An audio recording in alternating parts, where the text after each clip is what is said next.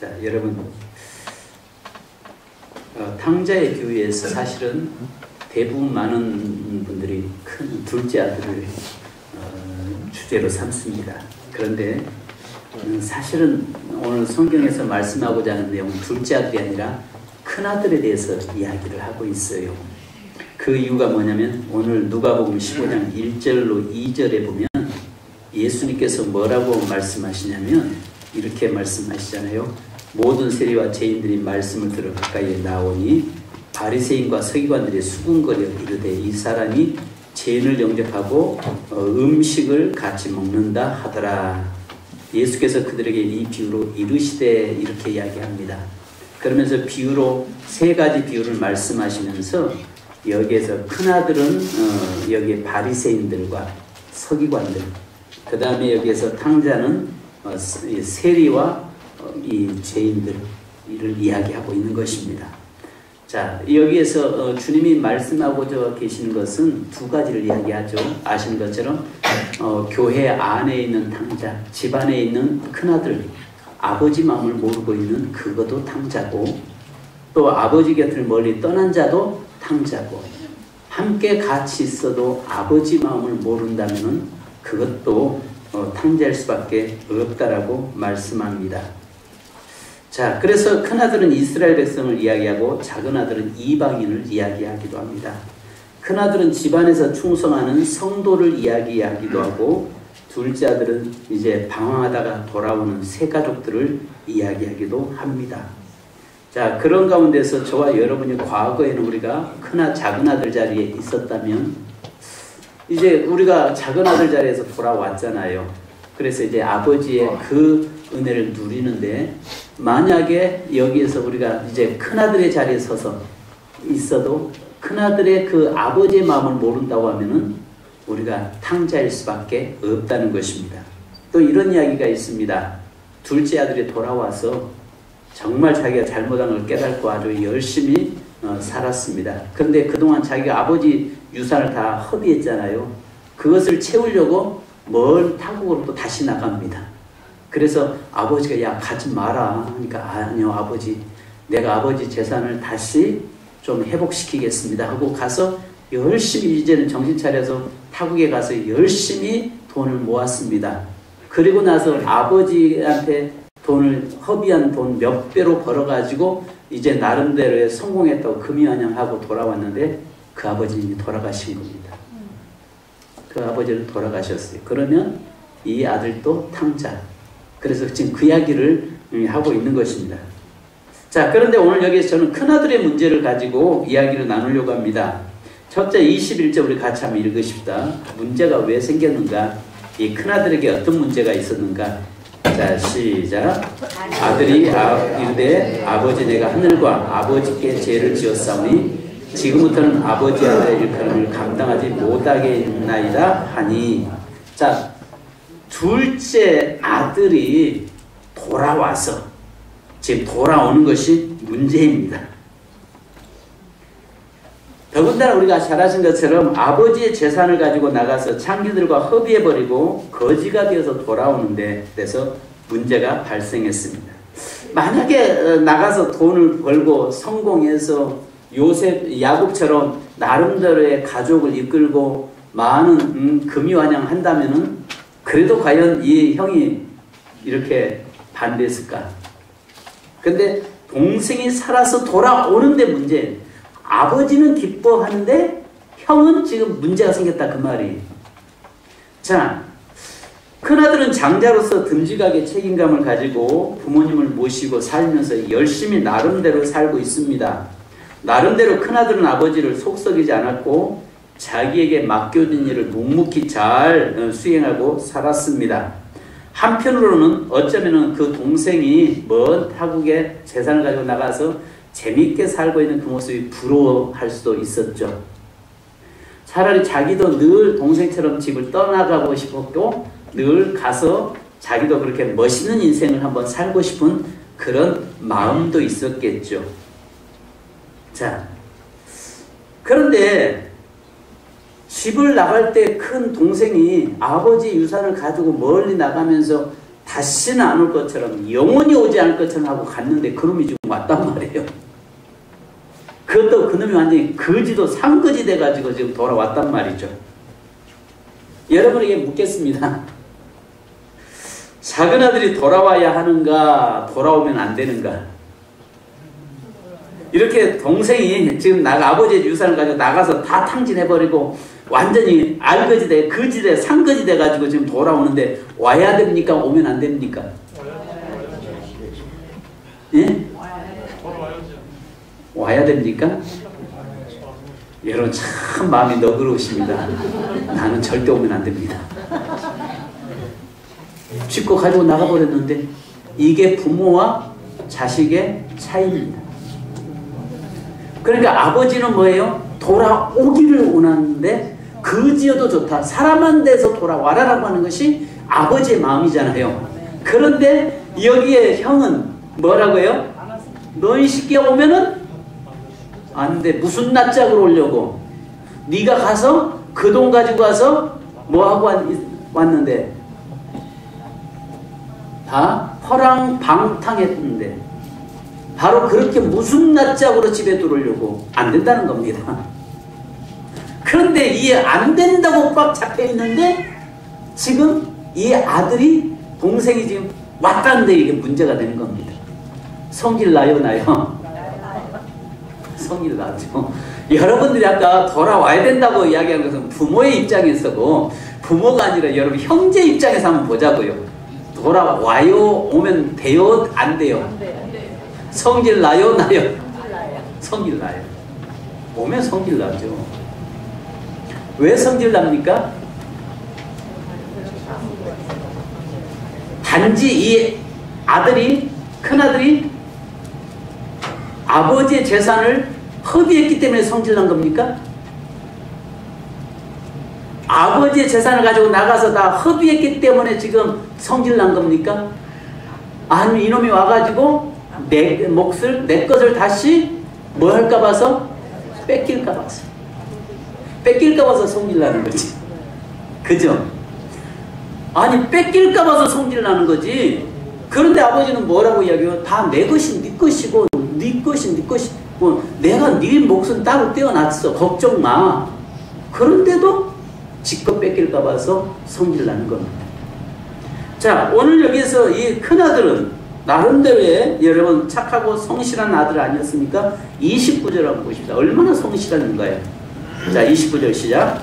아버지께 대답하여 이르시되 내가 여러의 아버지를 섬겨 명을 어기니 없거늘 내게는 염소 새끼라도 주어 나와 내 아버지로 즐기 하신 일이 없더니.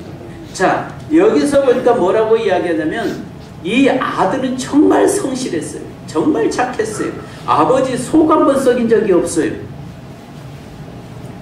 큰아들은 겉으로 보면 정말 착하고 성실한 아들입니다.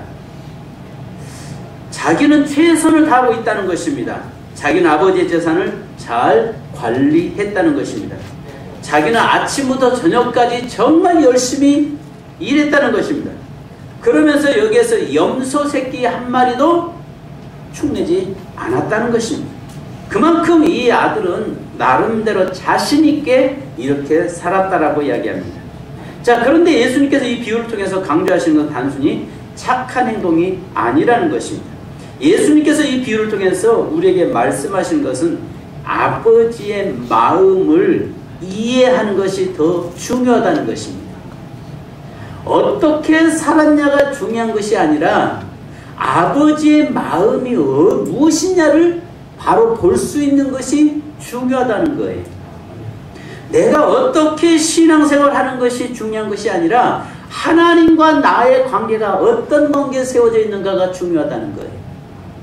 하나님의 마음이 어떤 마음을 가지고 계신가를 내가 바로 아는 것이 중요하다는 거예요. 내가 아무리 열심히 해도 아버지가 원하지 않는 일, 아버지가 기뻐하지 않는 일을 하면 그건 잘못되어 있는 거죠. 근데 지금 이 아들이 뭐라고 합니까? 내가 이렇게 열심히 살았습니다. 나 정말 염소 새끼 한 마리도 제대로 내가 축내지 않았습니다. 나로 인해서 둘째 놈이 아버지 재산 가져가는 것을 내 나름대로 열심히 해서 어느 정도 채워놨습니다. 지금 그 이야기 하고 있습니다. 그건 정말, 그런데 주님의 관심사는 뭐냐면은 아버지의 마음을 모른다는 거예요. 내가 교회 와서 열심히 섬기고 열심히 하나님 앞에서 복음을 증거하고 살아가도 하나님의 마음을 알지 못한다면 그것은 잘못됐다는 것입니다. 그래서 두 번째는 아버지의 마음을 모른다는 것입니다. 20절을 보면, 20절에 우리가 아신 것처럼 상도가 아직도 먼데, 거리가 아직도 먼데 아들이 오는 것, 내 아들인 것 느끼고 직감하고 아버지가 뛰어가잖아요. 여기에서는 아버지는 날마다 해질녘에 마을 어귀에서 둘째 아들이 돌아오는가를 보면서 기다리고 있습니다. 근데 아버지는 다 잘 알아요. 그 둘째 아들이요, 성공할 일이 없는 놈이라는 거 알아요. 절대 그러면 돈 가지고 와서 성공할 놈이 아니라는 것도 알아요. 그런데 분명히 이놈은 거지가 돼도 집으로 또 돌아올 것을 알고 있어요. 그래서 저녁마다 해질녘마다 밖에 마을 어귀에서 그 먼 길을, 신장로를 바라보면서 그 아들이 오는가를 기다리고 있는 거예요. 이게 아버지의 마음이라고요. 그 다음에 여러분 보십시오. 그것이 못마땅한 거예요. 왜? 그 아들 오면, 우리 아버지 보니까 그 아들 둘째 놈이 오면, 허비하고 오면 분명히 다시 기쁨으로 맞아들일 것 같아요. 그러니까 이게 못마땅한 거예요. 그 다음에 두 번째는요, 큰아들은 동생이 지금 어디에 있는 거 잘 알고 있어요. 13절을 한번 보십시다. 13절 같이 읽습니다. 시작. 그 후 며칠이 안 돼요. 둘째 아들이 재물을 다 모아가지고 먼 날에 가 거기서 허랑방탕하여 그 재산을 낭비하였더니, 30절도 한번 보십시다. 시작.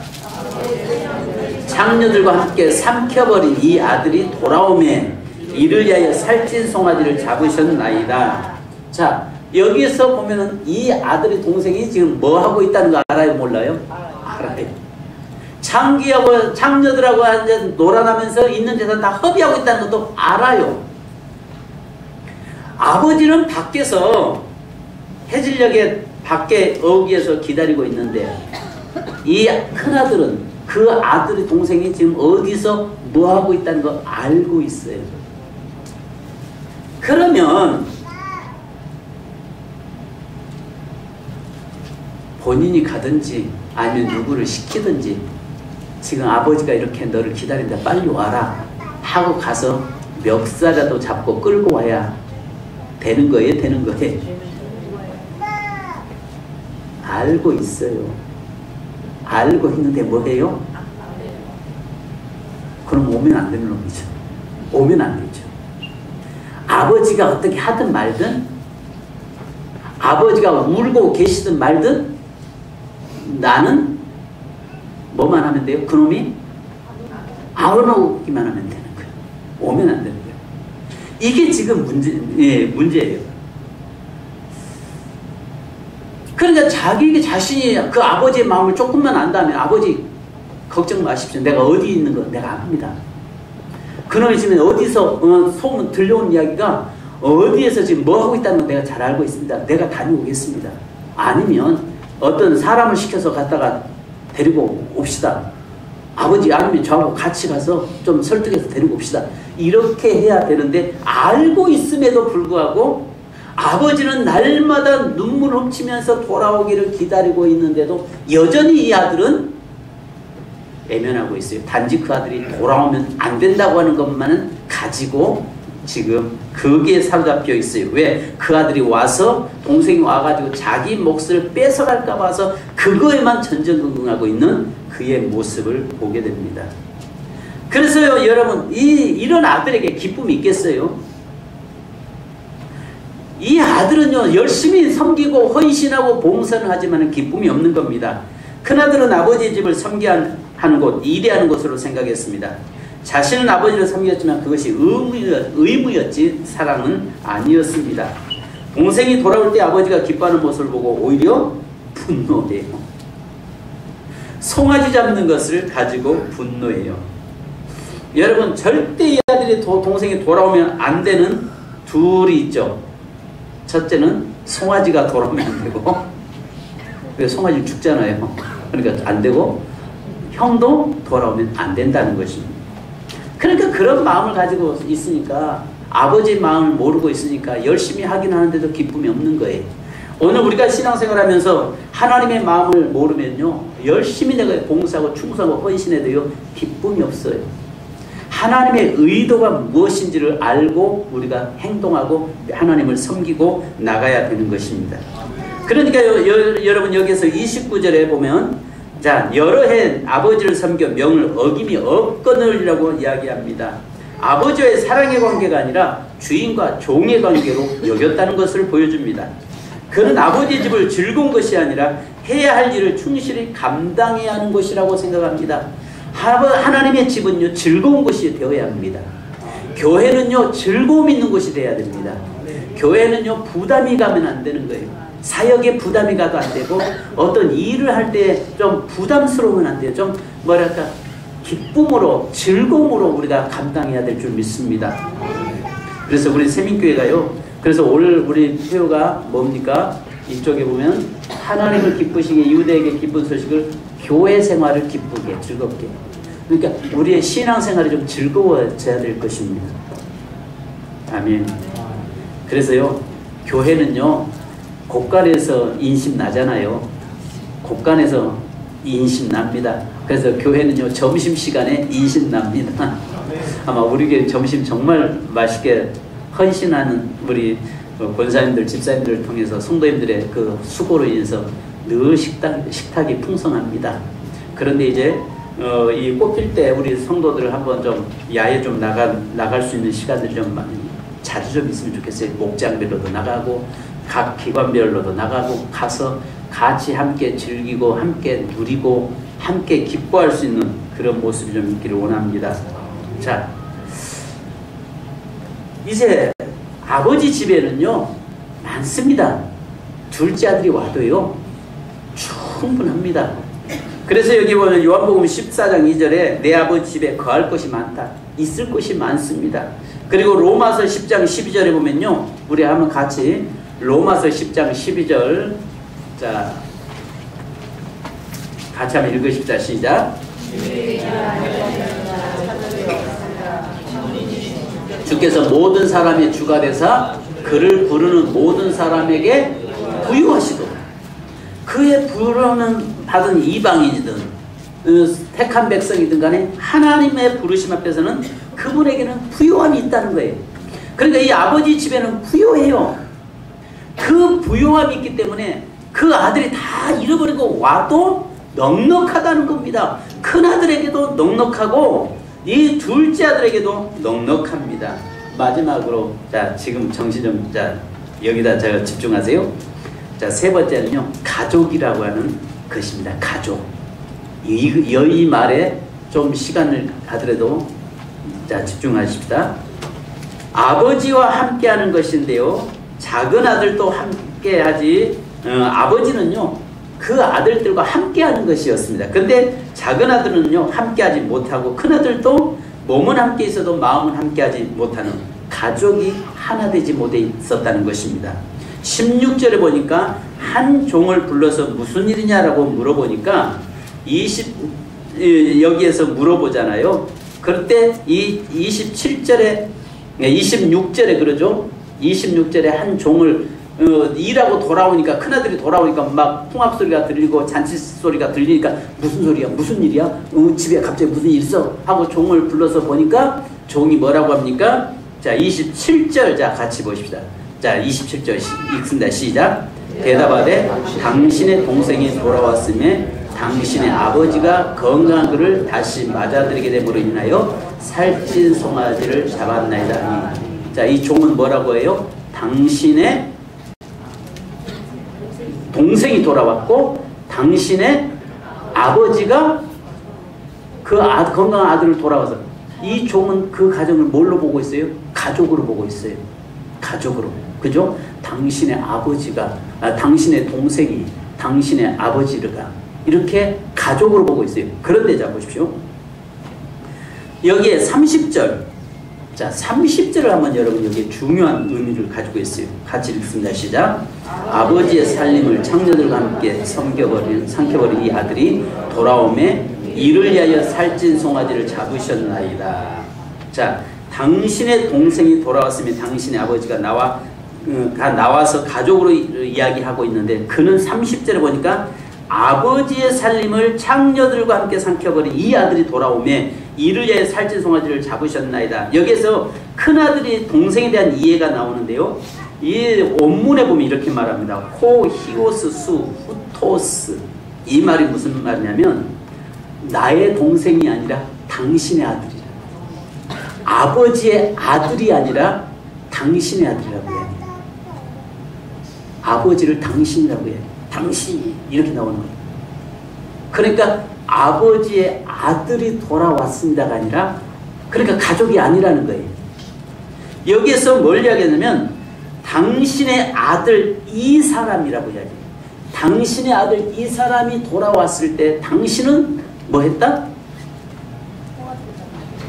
그러면서 이런 이야기합니다. 이놈이 누군가 하면 당신의 살림을, 여기서 살림이라는 표현은요 생명같이 소중한 재산을 이야기합니다.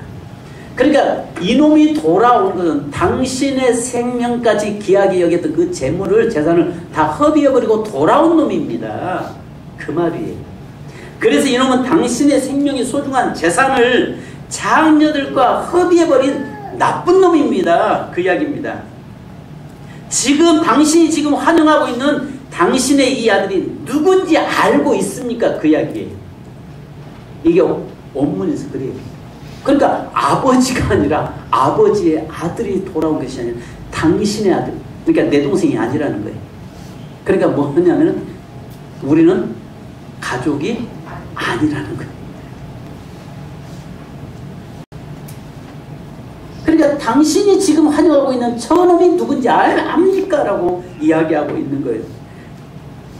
당신의 생명 같은 재산을 애국에 가서 창녀들과 다 삼켜버린 놈인데 당신은 지금 무슨 일을 하고 있는 겁니까? 이렇게 아버지한테 이렇게 말할 수 있어요? 그러니까 한마디로 말하면 가족이 아니라는 것입니다. 함께 할 수 없다는 것입니다. 내 동생이 아니라는 것입니다. 여러분 여기 작은 아들은 12절에 여기 보십시오. 그러니까 이 아버지의 마음이 너무너무 가슴 아픈 게요, 12절에 보면은 아버지에게 뭐라고 이야기하냐면 그 둘째가 아버지에게 말하되 아버지여 재산 중에서 내게 돌아올 분깃을 내게 주소서 하는지라 이렇게 말하는데, 이 원문에 또 이렇게 이야기해요. 아버지 당신이 죽었다고 생각하고 당신이 죽으면 어차피 그 유산이 내게로 돌아오는데 당신이 죽었다고 생각하고 지금 내게 주면 안 됩니까? 이 말이에요. 그러니까 이 둘째 아들도 아버지를 뭘로 봐요? 내 아버지로 보지 않는다는 거죠. 단지 재산만, 어차피 죽으면 내게 될 것, 내 유산으로 남겨질 것, 그거 보면서 만약에 당신이 죽었다고 생각하고 이렇게 이야기하는데, 이 아들도 그렇고 또 큰아들도 뭐라고요? 당신의 아들이 내 동생이 아니라는 거예요. 그런데 여러분 32절을 같이 한번 읽으십시오. 아버지 마음 어떤가요? 아버지는 어떠신가요? 자, 32절 시작. 이 내 동생은 죽었다가 살아났으며 내가 잃었다가 얻었기로 우리가 즐거워하고 기뻐하는 것이 마땅하다. 여러분 아버지는 그래도 뭐라고 해요? 네 동생이다라고 이야기해요. 네 동생이라. 큰아들은 그럼 내 동생이 아닙니다. 당신 아들이지 내 아우가 아닙니다라고 이야기하는데, 아버지는 뭐라고 이야기해요? 그래도 네 동생이다. 그래도 네 동생이다.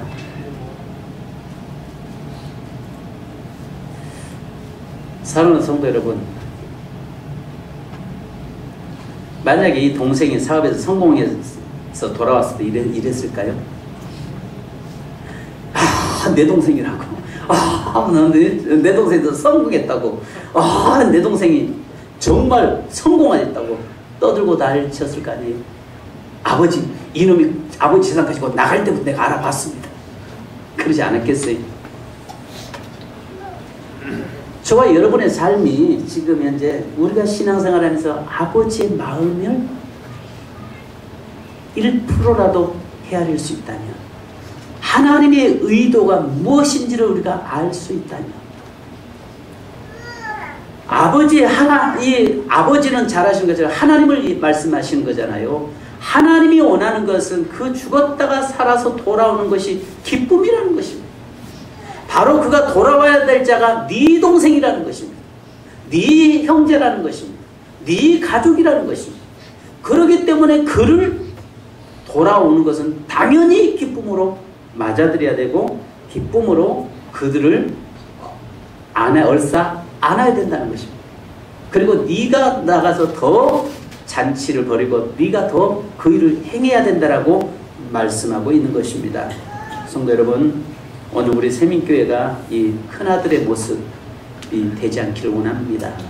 우리 세민교회가 온전히 저와 여러분이 한 영혼이 돌아올 때에, 우리가 전도에서 돌아올 때 기뻐하고 감격하고, 정말 서로가 비록 그가 남루한 다 이런 모습으로 온 둘째 아들처럼 동생처럼 그런 모습이라고 할지라도 아버지가 기뻐하는 것처럼 우리가 이번 그 추수 부활주일과 그 다음에 5월달에 있는 우리 세민교회 설립일 주일을 중심으로 해서 영혼들이 돌아오는 놀라운 축제가 있기를 주님 이름으로 축복합니다.